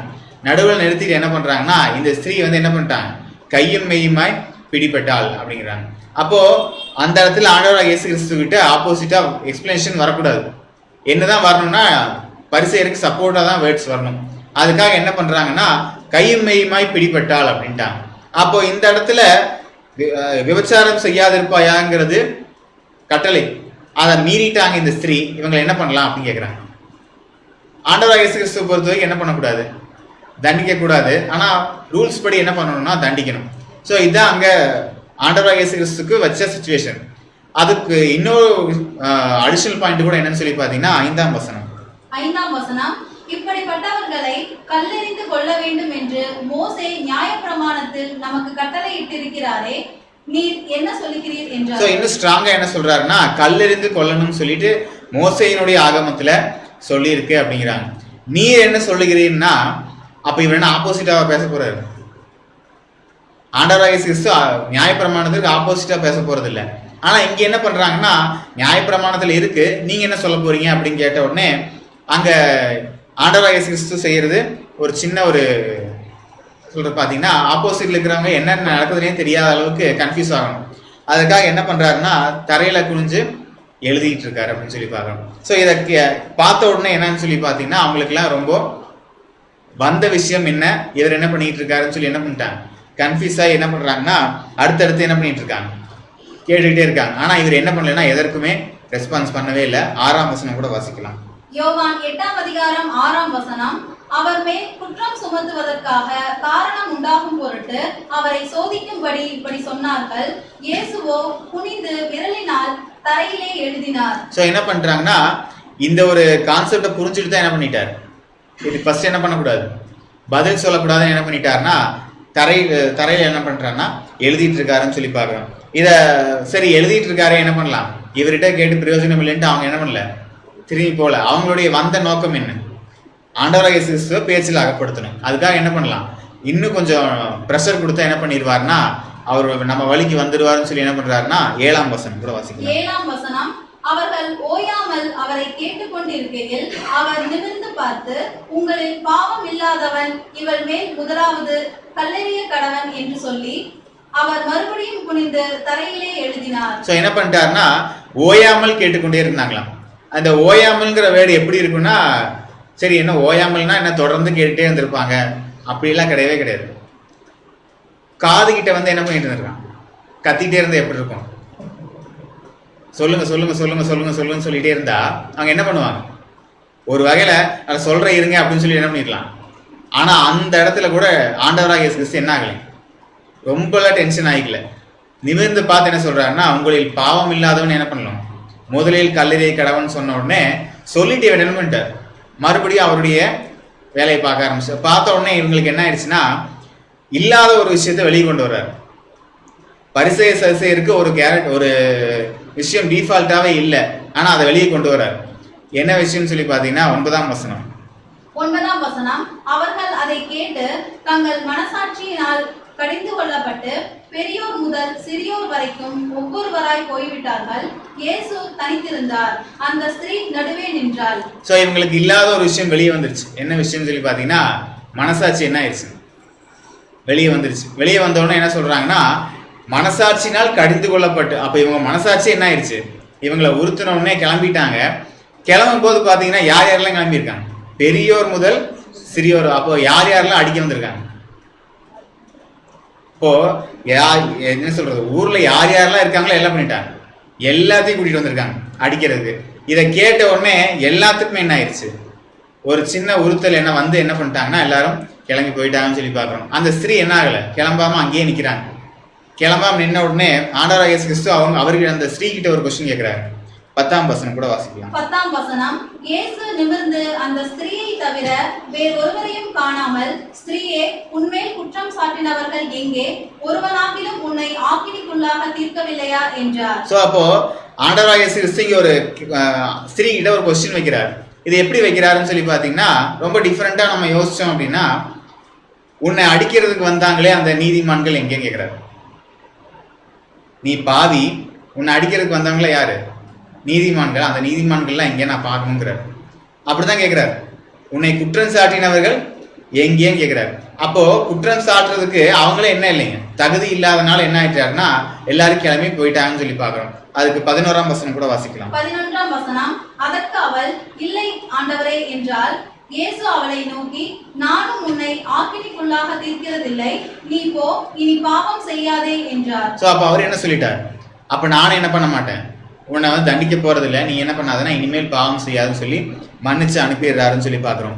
ஸோ இந்த இன்சிடென்ட்ல கூட கவனிச்சோம் அப்படின்னா அவருடைய நோக்கம் என்னது, கேள்வி கேட்டு அவங்களெல்லாம் என்ன பண்ணணும், டார்ச்சல் பண்ணுங்கிற நோக்கமா, இல்லை கான்செப்டை புரிய வைக்கணுங்கிறது நோக்கம், புரிய வைக்கணுங்கிறது தான் நோக்கமே தவிர கொஸ்டின் கேட்கறதுனால அவருக்கு எந்த ஒரு ப்ளஸ்ஸுமே கிடையாது. ஸோ இப்போ நம்ம ஓவராலாக பார்த்தோம் அப்படின்னா எல்லா கொஸ்டின்ஸ்க்குமே ஒரு அர்த்தம் இருக்கு அப்படின்னு சொல்லி பார்க்குறோம். என்ன அர்த்தம்னா, அது நேரடியாக பதில் சொல்றதை விட கொஸ்டின் கேட்டு அதுக்கு ஆன்சர் சொன்னா கண்டிப்பா நல்லா புரியும். இது எப்படி எக்ஸாம்பிளா பார்க்கலாம்னா, நம்ம சின்ன வயசுல இருந்து படிக்கிற காலத்துல இருந்து இப்ப வரைக்குமே எல்லாரும் ஒரு காமனான விஷயம் சொல்லுவாங்க உலகத்துல, கேள்வி கேட்க கேட்க தான் என்ன ஆகும், நாலேஜ் டெவலப் ஆகும்னு சொல்லுவாங்க. அது இப்போ சின்ன வயசுல இருந்து இப்போ இல்லை, சாகிற வரைக்குமே அது நம்மளுக்கு என்ன இருக்கு, ஒரு படிப்பினையாக தான் இருக்குன்னு சொல்லி பார்க்குறோம். ஸோ அதை ஒரு முன்னோடியாக வச்சு தான் நம்ம என்ன பண்ண போறோம்னா இந்த பாடத்தில் இருக்கிற மீதி விஷயத்தை கூட நம்ம பார்க்க போறோம். அப்போ இந்த மாதிரி கேள்வி ஆண்டவராக இயேசு கிறிஸ்து கேட்க வர்றவங்க கிட்ட பெருசா ஒன்றும் குணலட்சம் இருந்துடாது. ஒரு மூணு குணலட்சத்தை நம்ம என்ன பண்ண போறோம்னா பார்க்க போறோம். ஃபர்ஸ்ட் ஆர்வம் இருக்கும். ஏன் ஆண்டவராக இயேசு கிறிஸ்து கிட்ட கேட்கும் போது ஆர்வத்தோட வந்து கேட்குறாங்கன்னு சொல்லி பார்த்தீங்கன்னா, இந்த உலகத்திலேயே ஒரு மேதையோ இல்லை ஒரு ஞானியோ இருக்காங்கன்னா நம்ம ஒரு விஷயத்தை பார்க்கறதும் அவங்க ஒரு விஷயத்தை பார்க்கறதும் எப்படி இருக்கும், கொஞ்சம் டிஃப்ரெண்ட் இருக்கும். அதனால என்ன பண்ணுவாங்கன்னா, நமக்கு அந்த ஆன்சர் தெரிஞ்சாலுமே அவர் என்ன நினைக்கிறார், இவர் என்ன நினைக்கிறாருன்னு சொல்லி என்ன பண்ணுவாங்க, ஒரு கியூரியாசிட்டி அவங்களுக்குள்ள இருக்கும். அதை தீர்த்துக்கிறதுக்காகவே என்ன பண்ணுவாங்க, போய் அந்த கொஸ்டின்ஸ் கேட்பாங்க. இன்னொன்று சுயபெருமை. என்ன சுயபெருமைன்னு சொல்லி பார்த்தீங்கன்னா, இதுக்கு எக்ஸாம்பிளாக யாரை பார்க்கலாம்னா, ஆண்டவராக இயேசு கிறிஸ்து கிட்ட ஒரு தாய் வந்து என்ன கேட்டாங்க, என்னுடைய குமாரர்கள் உங்களுடைய வலதுபுறத்திலும் உங்களுடைய இடதுபுறத்திலும் ஒவ்வொருத்தரும் என்ன பண்ணணும், உட்காரணும்னு கேட்டாங்க. எதுக்காக அந்த கொஸ்டினை போய் ஆண்டவராக இயேசு கிறிஸ்து கேட்டாங்க? அவங்களுக்கு என்ன இருந்துச்சு? ஆண்டவராக இயேசு கிறிஸ்து என்ன சொல்லுவார்னு எதிர்பார்த்தாங்களா? அவங்களுக்கு என்னது, ஒரு சுய பெருமை இருந்துச்சு. தன்னுடைய குமாரர்கள் எங்க இருக்கணும், மந்திரிகளா இருக்கணும், வேற எதுவுமே இல்லை. ஆண்டவராக இயேசு கிறிஸ்து ராஜா வந்தாருன்னா அவங்க குமாரர்கள் எப்படி இருக்கணும், மந்திரிகளா இருக்கணும்னு சொல்லி ஒரு ஆசையில அந்த ஒரு கொஸ்டின் கூட வச்சாங்க. கடைசியா நம்ம இந்த பாடத்துல பார்த்தது கூட குற்றம் கண்டுபிடித்தல். இந்த ஒரு குற்றம் கண்டுபிடித்தல் தான் ஆண்டவராக இயேசு கிறிஸ்து கிட்ட கொஸ்டின் கேட்கறதுக்கு அவங்கள தூண்டுச்சு அப்படின்னு சொல்லி பார்க்குறோம். ஸோ இந்த 3 கான்செப்ட்ல தான் இப்போ நம்ம பார்த்த இன்சிடென்ட் எல்லாமே அடங்கும் அப்படின்னு சொல்லி பார்க்குறோம். ஸோ இதுக்கு அடுத்து நம்ம அர்த்தத்தை கம்பேர் பண்றதுக்கு முன்னாடி இன்னொருத்தருக்கு கூட கொஸ்டின்னால மனத்தெளிவு அடைஞ்சார். புதிய ஏற்பாட்டிலே கொஸ்டின்னால மனத்தெளிவு அடைஞ்சவர் முற்றிலும் புதிய ஏற்பாட்டுடைய 70% எழுதிட்டார். அவர்கிட்ட என்ன கொஸ்டின் வந்துச்சுன்னு சொல்லி பாத்தீங்கன்னா, அப்போஸ்தலர் 9ஆம் அதிகாரம் 4ஆம் வசனம். அப்போஸ்தலர் 9ஆம் அதிகாரம் 4ஆம் வசனம். அவன் தரையிலே விழுந்தான். அப்பொழுது சவுலே சவுலே, நீ என்னை ஏன் துன்பப்படுத்துகிறாய் என்று தன்னுடனே சொல்லுகிற ஒரு சத்தத்தை கேட்டான். சோ என்ன கொஸ்டின் வருது அப்படின்னு சொல்லி பாத்தீங்கன்னா, நேரடியா வந்து நான் தான் ஆண்டவராகிய இயேசு கிறிஸ்து, நீ என்ன பண்ணிட்டு இருக்க, என்னை துன்பப்படுத்திட்டு இருக்க, என்னுடைய சபை மக்களை துன்பப்படுத்திட்டு இருக்கேன்னு சொல்லி எக்ஸ்பிளனேஷன்லாம் இல்லவே இல்லை. நேரடியா ஒரே கொஸ்டின் தான், என்னை ஏன் துன்பப்படுத்துகிறாய். சம்பந்தமே இல்லாம ஒருத்தவங்க வந்து என்னை ஏன் துன்பப்படுத்துகிறான்னு கேட்டா நம்மளுடைய கொஸ்டின் என்னவா இருக்கும், எங்களுக்கும் உனக்கும் என்ன சம்பந்தம் தான் கேட்போம். ஆனா அப்போஸ்தலனாகிய பவுலுடைய ஆன்சர் என்னவா இருக்குன்னு சொல்லி பாத்தீங்கன்னா 5ஆம் வசனம். 5ஆம் வசனம். அதற்கு அவன், ஆண்டவரே நீர் யார் என்றான். அதற்கு கர்த்தர், நீ துன்பப்படுத்துகிற இயேசு நானே, முள்ளில் உதைக்கிறது உனக்கு கடினமாம் என்றார். சோ அந்த கொஸ்டின்ல ஒரு ஸ்பார்க்னு சொல்லக்கூடிய என்ன சொல்லிடுற மனத்தெளிவு அவருக்கு வந்துருச்சுன்னு சொல்லி பாக்குறோம். இந்த மனத்தெளிவு வந்த உடனே என்ன பண்ணிட்டாரு, ஆண்டவரே நீ யாருன்னு கேட்கும் போதே அங்க என்ன ஆயிடுச்சு, அவருக்கு கொஞ்சம் கிளியர் ஆயிருச்சு. இயேசு நானேன்னு சொன்ன உடனே மொத்தமா என்ன பண்ணிட்டாரு, கிளியர் ஆயிட்டார். இதற்கு முன்னாடி போய் சீஷர்கள் எல்லாம் இழுத்து ரோடு என்ன சொல்றது தெருவுக்கு கொண்டு வந்து என்ன பண்ணாரு, அடிச்சவர். அப்ப தெரியாத ஆண்டவராக இயேசு கிறிஸ்து யாருன்னு கண்களை குருடாக்குனதுக்கு அப்புறம் தான் தெரியணும். கண்களை குருடாக்கியும் தெரியல, அவர் கேட்ட ஒரு கொஸ்டின்ல என்ன பண்ணிட்டார், தெளிவாயிட்டார். உடனடியா என்ன பண்ணிட்டார், நம்ம ஏதோ ஒரு தவறான வழியில போயிட்டு இருக்கோம், என்ன பண்ணிட்டாருன்னா கொஸ்டின்ஸ்ல தெளிவாயிட்டாரு அப்படின்னு சொல்லி பாக்குறோம். ஸோ இதை வச்சுதான் நம்ம என்ன பண்ண போறோம்னா அடுத்த பார்ட்டுக்குள்ள நம்ம போறோம். நம்ம கூட கொஸ்டின்ஸ் நிறைய கேட்டிருக்கோம். யார்கிட்டங்க இந்த வசனத்தை கூட வாசிச்சுட்டு நம்ம கடந்து போலாம். ரோமர் 9ஆம் அதிகாரம் 20ஆம் வசனம். ரோமர் 9ஆம் அதிகாரம் 20ஆம் வசனம். அப்படியானால் மனுஷனே, தேவனோடு எதிர்த்து தர்க்கிக்கிற நீ யார்? உருவாக்கப்பட்ட வஸ்து உருவாக்கினவனை நோக்கி, நீ என்னை ஏன் இப்படி உருவாக்கினாய் என்று சொல்லலாமா? சோ என்ன கொஸ்டின் வருது அப்படின்னா, அப்போஸ்தலனாகிய பவுல் உருவாக்கப்பட்ட வஸ்து உருவாக்கினவை நோக்கினா நம்ம யார்கிட்ட ரோமாபுரியில் இருக்க ஜனங்கள் யாரை பார்த்து கேள்வி கேட்கிறாங்க? உருவாக்கப்பட்ட வஸ்து உருவாக்கினவை நோக்கினா இவங்க யார்கிட்ட கேட்டிருக்காங்கன்னா தேவன் கிட்ட தர்கிக்கிற ஒரு விஷயம் அங்க நடந்துட்டு இருக்கு. நீ என்னை ஏன் இப்படி உண்டாக்கினா என்று சொல்லலாமான்னு கேட்கிறாரு. அப்ப என்ன பண்ணிட்டு இருந்திருக்காங்க, சொல்லிட்டு இருந்திருக்காங்க. அதனாலதான் என்ன பண்றாருன்னா சொல்லலாமா அப்படின்னு கேட்கிறாரு. அப்போ ஒரு சின்ன குழந்தைகிட்ட போயிட்டு இப்படி நீ செய்யக்கூடாது அப்படின்னா என்ன பண்ணணும், அப்படிதான் செய்யறேன், இப்படி செய்யலாமா அப்படின்னு கேட்டா என்ன சொல்லணும், செய்யக்கூடாது அப்படின்னு சொல்லி. ஸோ அப்போ அந்த ஒரு கொஸ்டின்ல கூட என்ன இருக்கு, ஒரு மன மாறுதல் கூட வரும் அப்படின்னு சொல்லி பார்க்குறோம். எதனால அந்த மன மாறுதல் வருதுன்னா, கொஸ்டின்ஸோ இல்லை அட்வைஸோ கொடுத்துக்கிட்டே, ஆன்சர்ஸோ அட்வைஸோ கொடுத்துட்டே இருந்தோம்னா என்ன இருக்கும், நல்லா இருக்கும், கேட்டுக்கிட்டே இருக்கலாம். பட் என்ன ஆகாது, எதிர்க்கு ஏதோ ஒன்று சொல்லிட்டு இருக்காங்க, என்ன பண்ணிட்டு இருக்கலாம், கேட்டுக்கிட்டே இருக்கலாம்னு சொல்லி கேட்டுகிட்டே இருக்க தோணும். ஆனால் மனத்தெளிவு வரணும் அப்படின்னா ஒரு சின்ன கொஸ்டின் கேட்டால் என்ன ஆகும், மனத்தெளிவு வந்துடும். இப்போ நம்ம கூட என்ன பண்ணுவோம்னா, சித்தம் இருந்தால் என்ன பண்ணுவோம், ட்ராக்ஸ் கொடுக்க போவோம். அப்போ கூட என்ன ட்ராக்ஸில் என்ன இருக்கும், 10 பதில்கள் இருக்குமா, 10 கேள்விகள் தான் இருக்கும். ஏன் கேள்வி வைக்கிறோம்னா, அட்லீஸ்ட் அந்த கேள்விகளில் என்ன பண்ணும், ஒரு ஆர்வமோ ஒரு சின்ன ஸ்பார்க் வந்தால் கூட என்ன பண்ணிடுவாங்க, என்ன இருக்குன்னு சொல்லி பார்க்க வருவாங்க. அதே ஒரு இன்சிடென்ட் தான் இங்கே ஆண்டவராக இயேசு கிறிஸ்து கூட யூஸ் பண்ணுறாரு அப்படின்னு சொல்லி பார்க்குறோம். அப்போது ஆண்டவராக இயேசு கிறிஸ்து மட்டும் தான் யூஸ் பண்ணாரான்னு சொல்லி பார்த்தீங்கன்னா, அப்போஸ்தலனாகிய பவுல் ஒவ்வொரு நிருபம் எழுதும் போதும் எல்லா நிருபத்தில் எழுத அந்த ஒரு மக்களுக்கு ஒரு கொஸ்டின் கூட கேட்டுக்கிட்டே வைப்பார். என்ன கொஸ்டின் கேட்டிருக்காருன்னு சொல்லி பார்த்தீங்கன்னா, திட்டியிருக்கார், புத்தி இல்லாத கலாத்தியரேன்னு திட்டுவார். அடுத்து உங்களுக்கு இது தெரியாதா, இதை சொல்லி கொடுக்கலையா, நான் இந்த பக்கம் வந்தோன்னு என்ன பண்ணிட்டு இருக்கீங்க, அந்த பக்கம் மாற்றி பண்ணிட்டு இருக்கீங்கன்னு சொல்லி திட்டுவார். அப்படி திட்டுற ஒரு கான்வர்சேஷனை கூட நம்ம கவனிக்கலாம். கலாத்தியர் 3ஆம் அதிகாரம் 2ஆம் வசனம். கலாத்தியர் 3ஆம் அதிகாரம் 2ஆம் வசனம். ஒன்றை மாத்திரம் உங்களிடத்தில் அறிய விரும்புகிறேன், நியாயப்பிரமாணத்தின் கிரியைகளினாலேயோ விசுவாச கேள்வியினாலேயோ எதினாலே ஆவியை பெற்றீர்கள். சோ அப்போ ஒரு கொஸ்டின் முன்னாடி வைக்கிறார், நியாயப்பிரமாணத்தின் கிரியையினாலேயோ விசுவாச கேள்வியினாலேயோன்னு சொல்லும்போது, அப்ப இவங்களுக்கு அந்த 2 விஷயத்துல என்ன இல்லை, தெளிவு இல்லை, ஏதோ ஒரு கன்ஃபியூஷன்ல இருக்காங்க. இதற்கு முன்னாடி அப்போஸ்தலனாகிய பவுல் கூட இருக்கும்போது இந்த விஷயத்தை சொல்லிக் கொடுக்கலையா, அவர் நியாயப்பிரமாணத்தின் கிரியைகள் கிடையாது, விசுவாச கேள்விதான் இப்போ முக்கியங்கிறத கண்டிப்பா சொல்லி கொடுத்துருப்பாரு. ஏன் மறுபடியும் இதை சொல்லணும், மறுபடியும் இதை கேட்கணும், எதனால ஆவியை பெற்றீங்க, விசுவாச கேள்வினால பெற்றீங்களா இல்ல கிரியையினால பெற்றீங்களா அப்படின்னு சொல்லி கேட்கும்போது அந்த இடத்துல அவங்களுக்கு ஒரு சின்ன யோசனை வரும். ஆமா, எதனால பெற்றோம், ஏன் இது வரைக்கும் அவங்களுக்கு யோசனை இல்லையா, கண்டிப்பா பதிலே அவங்களுக்கு தெரியும், விசுவாச கேள்வினாலதான். எதனால இந்த கொஸ்டினை முன் வைக்கிறார், இதை நம்ம நல்லா புரிஞ்சுக்கணும் அப்படின்னு சொல்லி பாத்தீங்கன்னா 3ஆம் வசனம் கூட வாசிக்கலாம். 3ஆம் வசனம். ஆவியினாலே ஆரம்பம் பண்ணின நீங்கள் இப்பொழுது மாம்சத்தினாலே முடிவு பெற போகிறீர்களோ, நீங்கள் இத்தனை புத்தியினரா.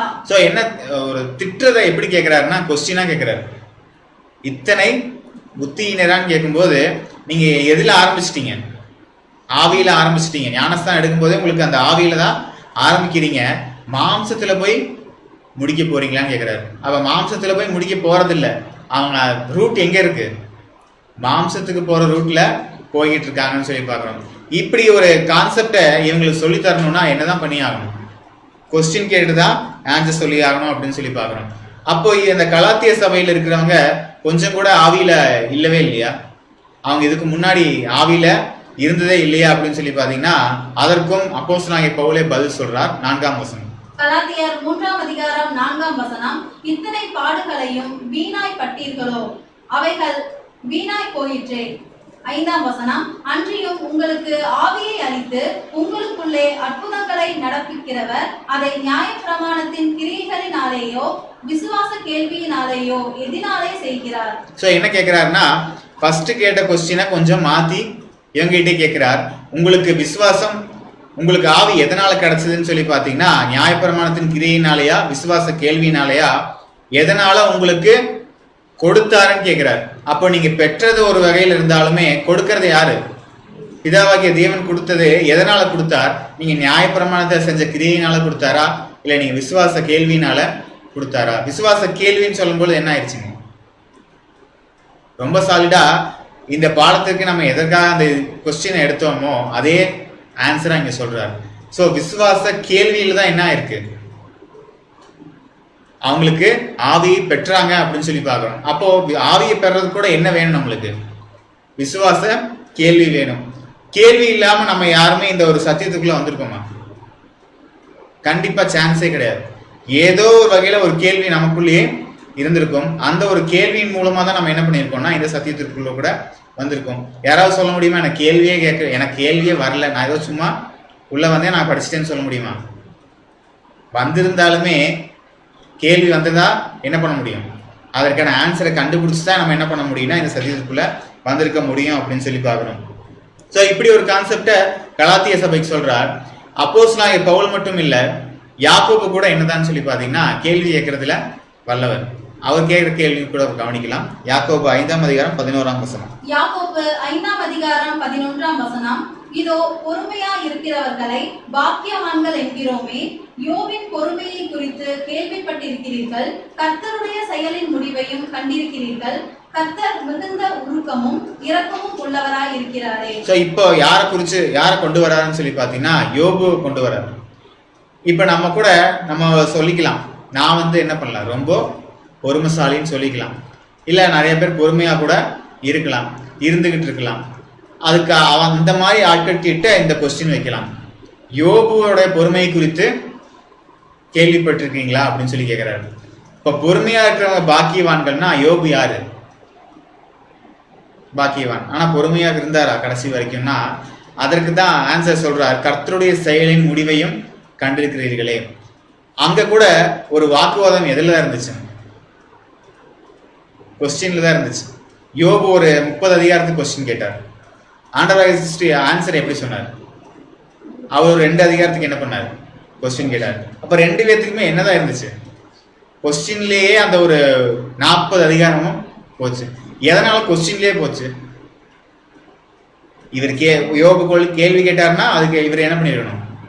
ஆன்சர் சொல்லியிருக்கணும். சப்போஸ் தேவன் கேள்வி கேட்டிருந்தா யோபு பதில் சொல்லியிருக்கணும். ரெண்டுமே கிடையாது. 2 பேருமே என்ன பண்ணிட்டு இருந்திருக்காங்க? ஆப்போசிட்ல கேள்வியே கேட்டு இருந்திருக்காங்க. எதனால கேள்வியே அந்த கான்வர்சேஷன் முடிஞ்சிருச்சு? Better understanding. அதை இன்னொரு வகையில சொல்லணும் அப்படின்னு சொல்லி பார்த்தீங்கன்னா, நேரடியா அன்பா சொல்லி புரிய வைக்கிறத விட நல்ல தலை மேல ஒரு அடி அடிச்சா எப்படி இருக்கும்?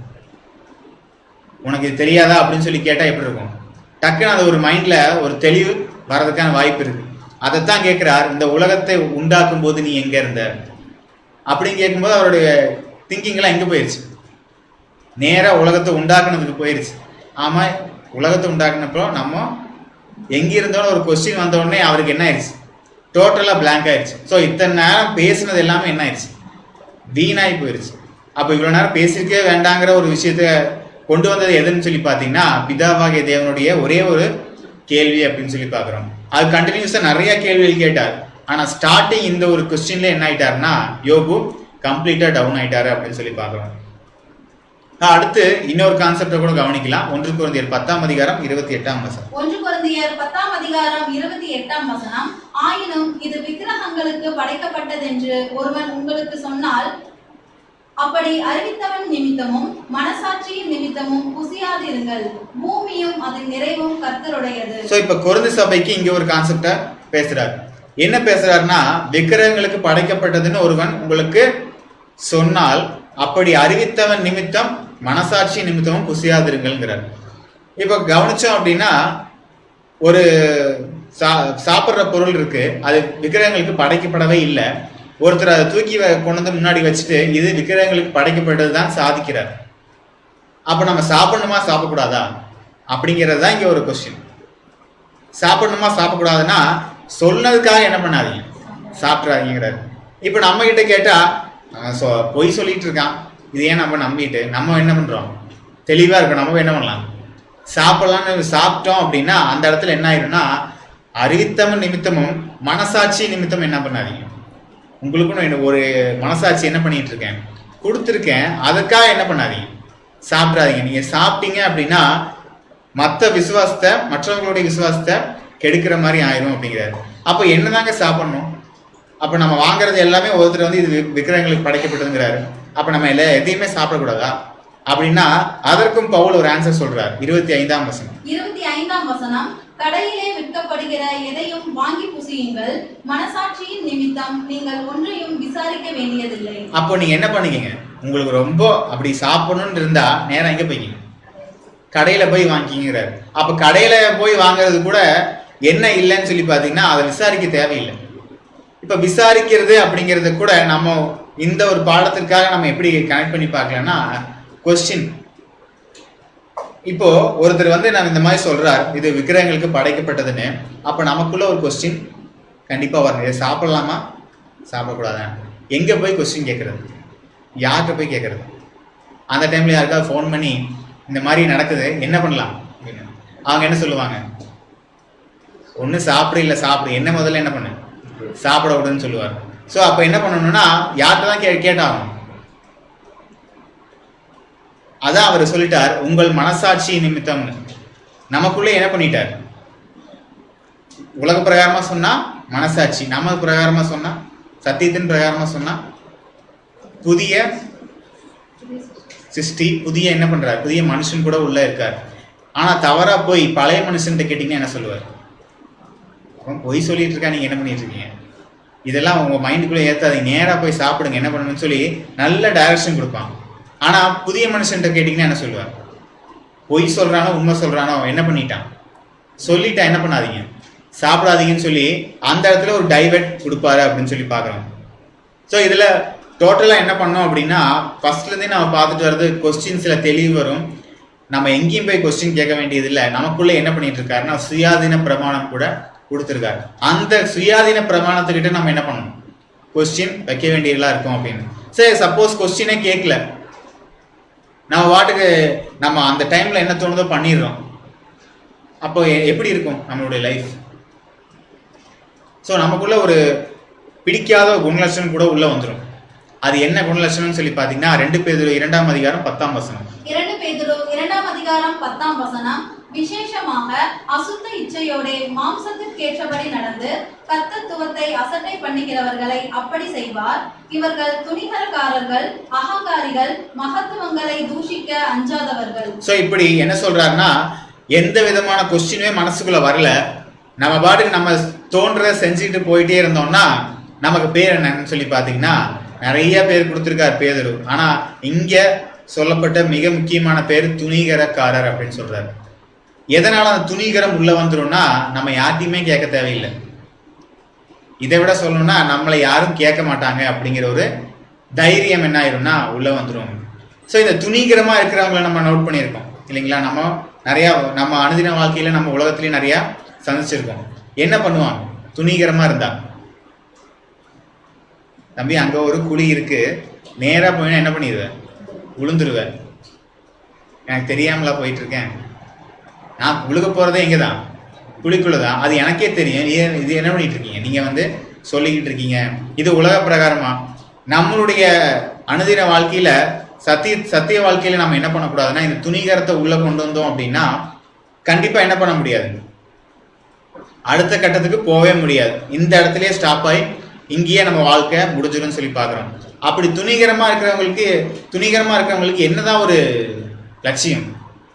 நமக்கு பரலோக வாய்ப்பு ஒரு லட்சியம்னா அவங்களுக்கு என்ன லட்சியமா இருக்கும், என்ன லட்சியமா இருக்கும்னு சொல்லி பார்த்தீங்கன்னா பிரசங்கி 8ஆம் அதிகாரம் 11ஆம் வசனம். பிரசங்கி 8ஆம் அதிகாரம் 11ஆம் வசனம், துர்க்கிரியைகளுக்கு தக்க தண்டனை சீக்கிரமாய் நடவாதபடியால் மனுபுத்திரரின் இருதயம் பொல்லாப்பை செய்ய அவர்களுக்குள்ளே துணிகரம் கொண்டிருக்கிறது. சோ அப்போ என்னன்னு சொல்லி பாத்தீங்கன்னா, துர்க்கிரியைக்கு தண்டனை என்ன ஆகாது, சீக்கிரமாய் வராது. சீக்கிரமாய் வராதுன்னா லைஃப் முடிக்கிறதுக்குள்ள வந்துடும், அதுல எந்த விதமான சந்தேகமும் கிடையாது. ஆனா உடனடியே வராது. இன்னைக்கு நீங்க தவறு செய்யறீங்கன்னா நாளைக்கே வந்துடாது. எப்ப வரும்னா அதற்குன்னு தேவன் ஒரு ஜட்ஜ்மெண்ட் வச்சிருப்பார், அப்பதான் வரும். ஆனா நம்ம என்ன நினைச்சிடக்கூடாதுன்னா, இப்ப துணிகரமா இருக்கிறவங்களுக்கு என்ன வரலை, ஒண்ணுமே நடக்கிறது இல்லையே, நமக்கு மட்டும் என்ன ஆயிட்டு இருக்கு, சோதனை வந்துட்டு இருக்கு அப்படின்னு சொல்லி நம்ம ஃபீல் ஆகக்கூடாதுக்காக இந்த வசனம். துணிகரமா இருக்கிறவங்க என்ன பண்ணிட்டு இருப்பாங்கன்னா தன்னுடைய பொருளாப்பை அதிகரிச்சுட்டே இருக்காங்க அப்படின்னு சொல்லி பாக்குறோம். அவங்களுக்கு என்ன ஒரு பயன், என்ன பயன் சொல்லி பாத்தீங்கன்னா 12ஆம் வசனம். 12ஆம் வசனம், பாவி 100 தரம் பொல்லாப்பை செய்து நீடித்து வாழ்ந்தாலும் என்ன, தேவனுக்கு அஞ்சி அவருக்கு முன்பாக பயந்திருப்பவர்களே நன்றாய் இருப்பார்கள் என்று அறிந்திருக்கிறேன். சோ இது என்னன்னு சொல்லி பாத்தீங்கன்னா, உலகத்தில் இருக்கிறவங்களுக்கு தெரிஞ்ச ஒரு கான்செப்ட். எவ்வளவுதான் பாவம் பண்ணாலும் ஒரு கட்டத்துல என்ன ஆயிடுவாங்க, அடி விழுந்துரும். அத்தனை நாள் வாழ்ந்த ஒரு வாழ்க்கை என்ன ஆகும்னு சொல்லி பாத்தீங்கன்னா வேஸ்ட் அப்படிங்கிறாங்க. அவன் எவ்வளோ வருஷம் வாழ்ந்தாலுமே அவன் செஞ்சதெல்லாம் என்னது, பாவம். பாவி நீடித்து வாழ்ந்தா என்ன பிரயோஜனம் அப்படின்னு கேட்கிறாரு. ஸோ 100 வயசு 150 வயசு வாழ்ந்தா கூட என்ன இல்லைங்க, பிரயோஜனமே கிடையாது அப்படின்னு சொல்லி பார்க்குறோம்.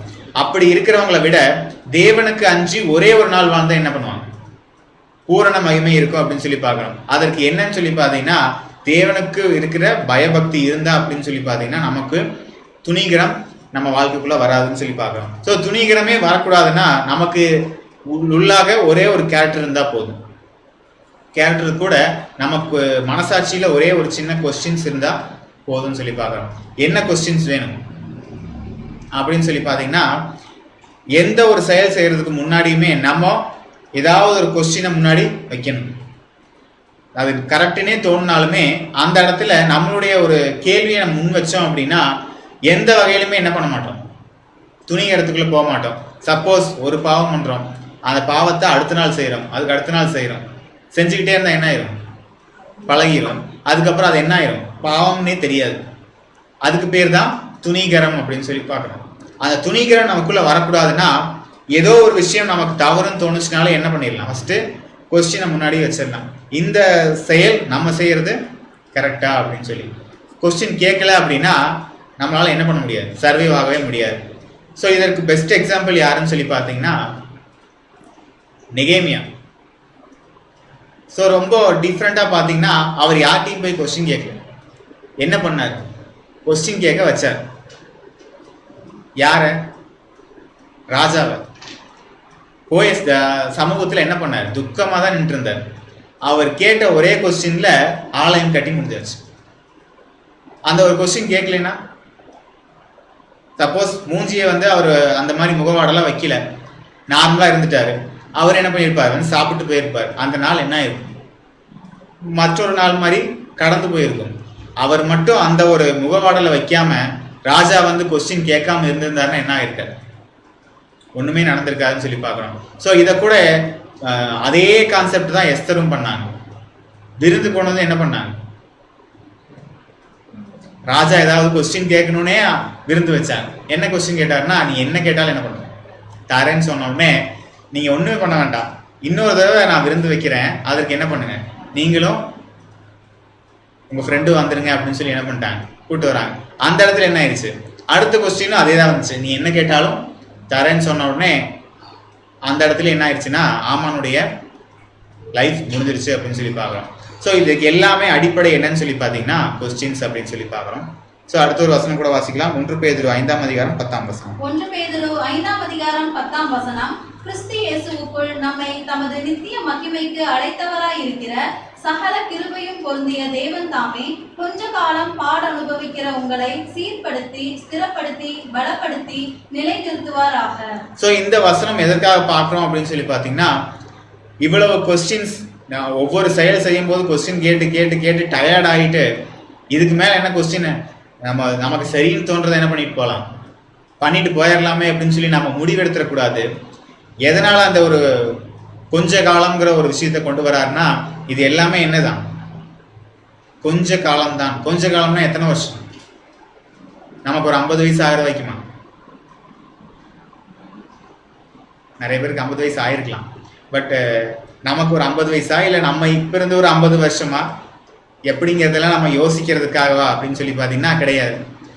இது எல்லாமே கொஞ்ச காலம் அப்படின்னு சொல்லி நம்ம முடிவு எடுத்தோம் அப்படின்னா கண்டிப்பா என்ன ஆயிரும், அந்த சுச்சுவேஷன்ல நம்ம என்ன பண்ணிடலாம், ஸ்கிப் பண்ணி போயிடலாம். சப்போஸ் இல்லை எத்தனை நாளைக்கு தான் இப்படியே கேள்வி கேட்டுட்டு பதில் சொல்லிக்கிட்டு அப்படின்னு சொல்லி நம்ம யோசிச்சோம் அப்படின்னா அந்த இடத்துல நம்மளால சீர்படுத்த முடியாது, ஸ்திரப்படுத்த முடியாது அப்படின்னு சொல்லி பார்க்குறோம்.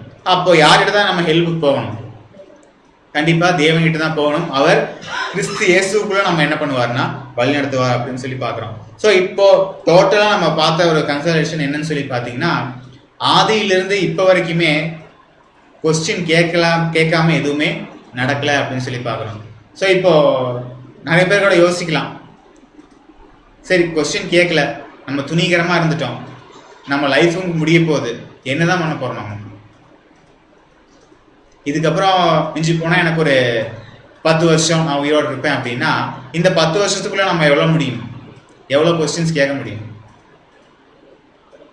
நம்ம நினைக்கலாம் மற்றவங்க பேர் சபையில போய் கொஸ்டின் கேட்கறது ரொம்ப ஈஸி, நமக்குள்ள நம்ம கொஸ்டின் கேட்கறதா ரொம்ப கஷ்டம். ஏன்னா அவங்க என்ன பண்ண மாட்டாங்க, பதில் தெரியாது, பதில் சொல்ல மாட்டாங்க. நம்ம மனசாட்சிக்கு என்ன தெரியும், நம்ம புதிய மனுஷனுக்கு என்ன தெரியும், பதில் தெரியும். பதில் சொல்லிட்டா என்ன பண்ண முடியாது, நமக்கு பிடிச்சத செய்ய முடியாதேங்கிற ஒரு ஃபீலிங் இருக்கும்.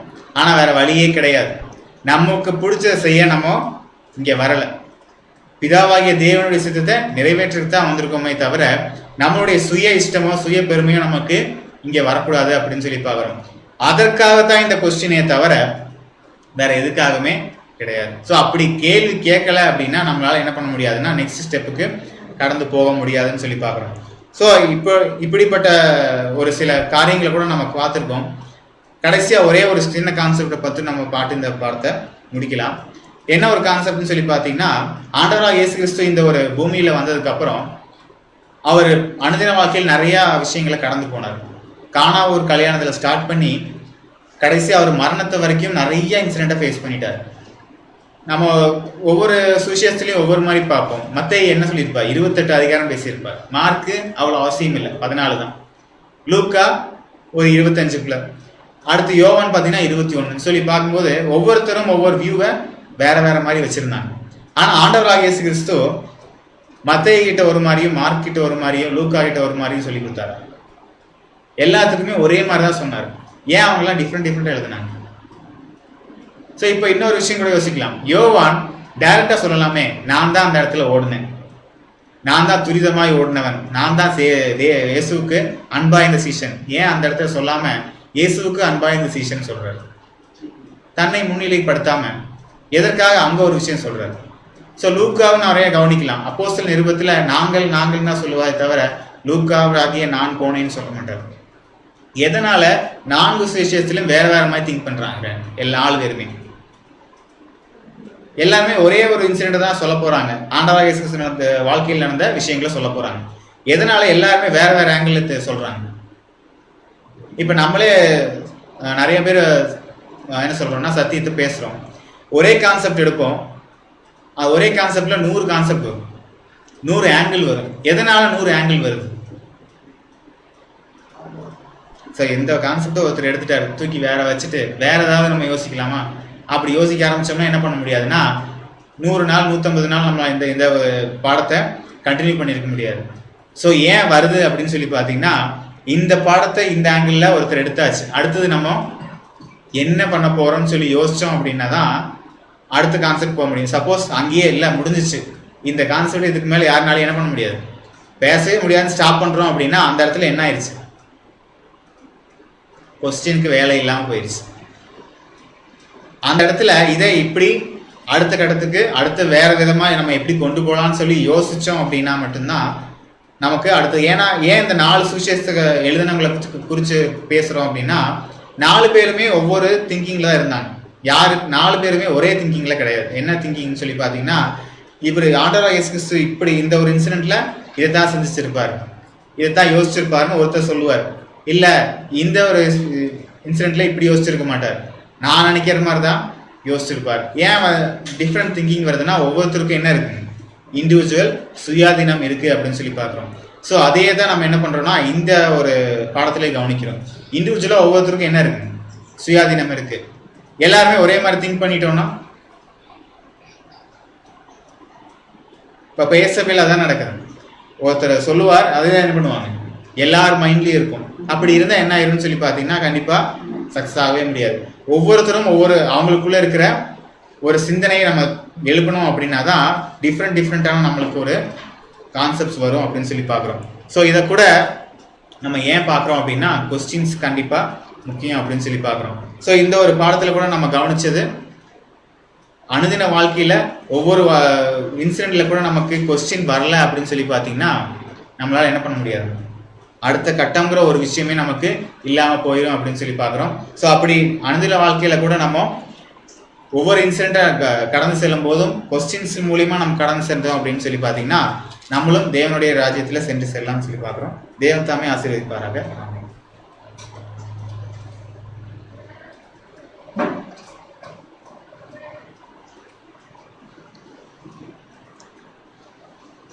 கிறிஸ்துவில் அன்பான சகோதர சகோதரிகளே, நம்முடைய அன்பு சகோதரர் டேனியல் அவர்கள் இந்த பாடத்தின் மூலமாக நமக்கு ஒரு விஷயத்தை கற்றுக் கொடுத்துள்ளார். என்னன்னு பார்த்தீங்கன்னா, 50 வருஷம் யாரும் வாழ போகிறதா இல்லையான்னு தெரியல, பட் இருந்தாலும் அநேக கேள்விகளை நாம் கேட்க வேண்டும் என்பது. அவர் இந்த வார்த்தையை பேசி கொண்டிருக்கும் போது என் மனசில் தோண ஒரு விஷயம், அது இந்த கன்க்ளூஷனாகவே உங்களுக்கு நான் சொல்லிடுறேன். என்னன்னு பார்த்தீங்கன்னா, இப்போ என்னவே நான் எடுத்துக்கிறேன்னு வச்சுங்களேன். இப்போ அன்பு சோதர் சிந்தன் அவர்கள் செப்டம்பர் 19 வந்தால் ஞானஸ்தானம் எடுத்து 10 வருஷம் ஆச்சு. நீங்கள் இன்னும் ஏன் செலக்ட் ஆகலை அப்படின்னு என் மனசாட்சி என்னையவே கேட்டுச்சுன்னு வச்சுங்க. அந்த கேள்விக்கு நான் என்ன பண்ணணுன்னா, என்னோடய மனசாட்சிக்கு நான் பதில் சொல்ல வேண்டியவனாக இருக்கும். 2020 200 பாடங்களுக்கு மேலே தேவன் கொடுத்து அவ்வளோ ஒரு ஆசீர்வாதம் நம்ம கொடுத்து அதையும் நான் பெற்றுக்கொண்டு என்னுடைய கிரியைகள், என்னுடைய ஊழியங்கள், என்னுடைய அன்பு இதெல்லாம் நான் எப்படிப்பட்டதாக இருக்குது அப்படின்னு சொல்லி என் மனசாட்சி கேட்டுச்சுன்னா அதற்கும் நான் பதில் சொல்ல வேண்டியவனாக இருக்கணும். காரணம் என்னென்னு பார்த்தீங்கன்னா, எப்படியே நான் என்ன சொன்னனோ அதே மாதிரி தான் அனைவருக்கும் அது பொருந்தக்கூடியதாக இருக்குது. சில நேரத்தில் பார்த்திங்கன்னா அவர் 3 இன்ஸ்டன்ட் சொன்னார். ஒரு இன்ஸ்டன்ட்டில் பார்த்திங்கன்னா 3வது இன்ஸ்டன்ட்டில் மனசாட்சி தான் அங்கே கூடியிருந்த அந்த பெரியோர்கள், சிறியோர்கள், பரிசேயருக்கு அந்த கேள்வி எழுப்பினதாக இருந்துச்சு. அதனால தான் பார்த்திங்கன்னா எல்லாரும் அந்த ஸ்திரீக்கு ஆக்கினைக்குள்ளாக தீர்ப்பு செலுத்தாமல் எல்லாம் போனாங்களா இருக்கும். ஸோ நம்ம யாருக்கு பதில் சொல்ல வேண்டியதெல்லாம் இல்லாமல் இருக்காட்டியும் பரவாயில்லைங்க. நம்ம மனசாட்சிக்கு நம்ம பதில் சொல்ல வேண்டியதாக இருக்கும். நம்ம மனசாட்சி அப்படிங்கும்போது நம்ம இருதயத்தில் வாசனை செய்கிறது யாருன்னு பார்த்தோம்னா நம்முடைய ஆண்டவராகிய இயேசு கிறிஸ்து நம்ம பார்க்கணும். அப்படி என்றால் ஒவ்வொரு நாளும் நம்ம மனசாட்சி நம்ம கேட்கக்கூடிய கேள்விக்கு நம்ம பதில் சொல்ல ரெடியாக இருந்தோம்னு வச்சுங்களேன், கண்டிப்பாக அந்த ராஜ்யத்தில் நாம் பங்கு பெறக்கு தகுதி உள்ளவர்களாக இருப்போம் என்பதை இந்த பாடத்தின் மூலமாக நாம் பார்த்துருக்கோம். இன்றைக்கும் இந்த சத்திய பாடத்தை நமக்கு வெளிப்படுத்தின பிதாவாகிய தேவனுக்கு நம்முடைய ஆண்டவராகிய இயேசு கிறிஸ்து மூலம் நாம் நன்றி எடுத்துக்கொள்ளலாம். தூது கொடுத்த நம்முடைய அன்பு சோதருக்கும் நாம் நன்றி எடுத்துக்கொள்ளலாம். இன்றைய நாளுக்குரிய இறைவன் கீதங்களை நம்முடைய அன்பு சார் வினோத் பாபு அவர்கள் நம்முடைய வாசிப்பார்கள்.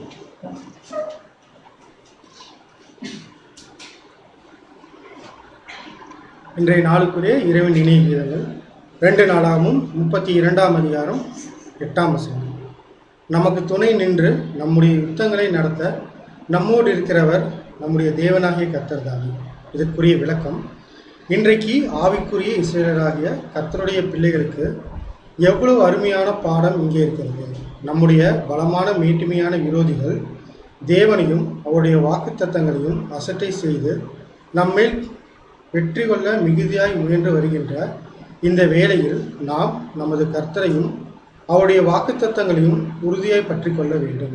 திரைக்குள்ளாக நமது நம்பிக்கையை உறுதியாய் வைத்தவர்கள் உலகில் அஸ்திபாரமே இல்லாமல் வேறிற்று போகக்கூடிய நேரங்களிலும் தங்களுடைய கடந்த கால சோதனைகளில் வென்றது போல இம்மாதிரியான சமயங்களிலும் உலகத்துக்குரிய ஆயுதங்களை நாடாமல் கர்த்தருடைய வல்லமையை மிக அதிகமாக தேடுவார்கள்.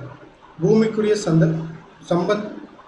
சம்பந்தங்களை எல்லாம் ஒதுக்கி வைத்ததன் மூலம் தெய்வீக சம்பந்தங்களை பலப்படுத்துவதாகும். உலகம் மற்றும் விரோதியின் எதிர்ப்பு ஆவிக்குரிய கிருபையை அதிகப்படுத்துகிறது. ஏனெனில் நமது பட்சத்தில் இருக்கிறவர் நமக்கு விரோதமாக இருக்கிற எல்லாரையும் காட்டிலும் வல்லவர் என்பதே ஆகும்.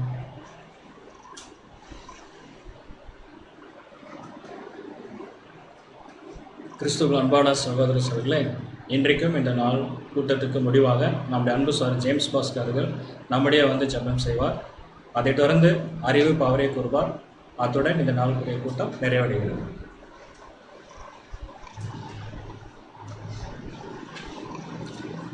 ஜெபம் செய்வோம். இரக்கமும் மன உருக்கும் நீடிய சாந்தமும் மிகுந்த கிருபையும் நிறைந்த எங்கள் அன்பான பரம தகப்பனே, தேவரே, எங்களுடைய வாழ்நாட்டில் ஒரு நாளை நாங்கள் சேர்த்து கொடுத்து இதோ எங்களுக்கு பிரயோஜனமாக இந்த நாளிலும் கூட காலை முதல் இந்த நேரம் வரையிலும் உடைய கிருபையின் நிமித்தம் எங்களை வழிநடத்தி எங்களுக்கு ஜீவனையும் கொடுத்து ஜீவனுள்ள வார்த்தைகளை கேட்பதற்கு ஒரு சந்தர்ப்பத்தையும் தந்திருக்கிறீர்களே. இந்த சமயத்திலும் நாங்கள் கேட்ட இந்த வார்த்தைகள் ஒவ்வொன்றும் உடைய வசனத்தின் அடிப்படையில் இருக்கக்கூடிய ஒவ்வொரு விஷயங்களும் எங்களுடைய வாழ்க்கையில் நாங்கள் தேவையான சந்தர்ப்பத்தில் நாங்கள் பயன்படுத்தி கொண்டு உங்களுடைய நாமத்தை இந்த பூமியில் மகிமைப்படுத்தக்கூடிய பிள்ளைகளாக ஜீவிக்க எங்கள் ஒவ்வொருவருக்கும் தேவையான கிருபைகளை தர வேண்டும் என்று கெஞ்சுகிறோம். உங்களுடைய பிரசனத்தினாலே தேவரித்தாமை நிரப்பி ஒவ்வொரு நாளும் நாங்கள் வேத பாடங்களை கேட்பதற்கு வாய்ப்பு தந்திருக்கிறேன். இந்த உலகத்தில் எத்தனையோ சூழ்நிலைகள் இருந்த போதிலும் கூட சத்தியத்திற்கு எந்த தடையும் இல்லாமல் எல்லா ஜனங்களுக்கும் சென்று சேர்வதற்கு தேவரித்தாமை கிருபை தந்திருக்கிறீர். அந்த கிருபையை நாங்கள் உண்மை மொத்தமாக உபயோகப்படுத்திக் கொண்டு ஒவ்வொரு புது சிருஷ்டியும் வளர்ச்சி அடைவதற்கு தேவையான கிருபைகளை தர வேண்டும் என்று உங்களிடத்தில் கெஞ்சுகிறோம். சபையில் இருக்கக்கூடிய ஒவ்வொரு பிள்ளைகளையும் இந்த நேரத்தில் இணைத்து பார்க்கிறோம். தேவரித்தாமை உங்களுடைய ஊழியர்களை தொடர்ந்து நாங்கள் செய்வதற்கு தேவையான தகுதியும் ஞானத்தையும் பக்குவத்தையும் எங்களுக்கு தந்து இன்னும் இந்த கடைசி காலத்தில் எங்களுக்கு இன்று வைத்திருக்கக்கூடிய அந்த ஊழியத்தை நாங்கள் உண்மையும் மொத்தமாக செய்து முடிக்க எங்களுக்கு கிருபை தர வேண்டும் என்று நாங்கள் கெஞ்சுகிறோம். வியாதியார் குறிவையும் தேவரித்தாமை கண்ணோக்கி பார்த்து ஆறுதலையும் தேர்தலையும் அவர்கள் கொடுத்து அவர்களும் உற்சாகத்தோடு உங்களுடைய வேலையை உங்களுடைய சித்தப்படி செய்து முடிக்க கிருபை தர வேண்டும் என்று கெஞ்சுகிறோம். மீதியான நேரங்கள் எல்லாவற்றும் ஒரு பாதத்தில் வைக்கிறோம். எங்களுக்கு என்ன தேவை என்பதை எங்களுடைய நாவிலிருந்து சொல் பெறுவதற்கு முன்னமே தேவன் இதை அறிந்து கொடுத்துவதற்கு தகப்பனே, வரக்கூடிய காலத்திலும் இன்னும் அதிகப்படியான இறக்கங்களையும் சத்தியங்களையும் கொடுத்து எங்கள் ஒவ்வொருவரையும் ஆசீர்வதித்து வழிநடத்த வேண்டும் என்று இந்த மன்றாட்டுகளை எல்லாம் எங்கள் ஆண்டவரும் ரட்சகரும் மனுக்குலத்தில் வைப்பவர்களாக இருக்கிறார் இயேசு கிறிஸ்துவின் இனிய நாமத்தில் உமது கிருபை நிறைந்த பொற்பாதம் பணிந்து கெஞ்சி மன்றாடுகிறோம் எங்கள் ஜீவனுள்ள நல்ல தந்தையே. சகோதர சகோதரர்களுக்கும் விசேஷமான அறிவிப்புகள் இதில் மீண்டும் நாளை மாலை 7:15 அடுத்த ஒரு சத்திய தொடர்ந்து சந்திப்போம். தேவன் நம் அனைவரையும் ஆசீர்வதித்து அவரை சித்தப்படி வழிநடத்துவார்கள். ஆமாம்.